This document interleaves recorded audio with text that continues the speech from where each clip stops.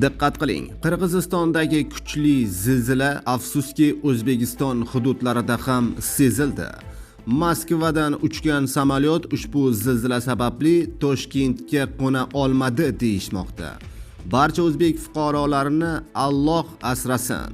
Assalomu alaykum, hurmatli tomoshabinlar, tezkor yangiliklardan birinchilardan bo'lib xabardor bo'lishni istasangiz, video rolik ostiga like tugmachasini bosib qo'yishni unutmang.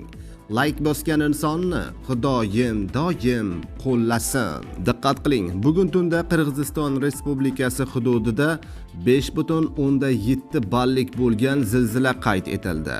Zilzilaning epitsentri 7 ballni tashkil etgan.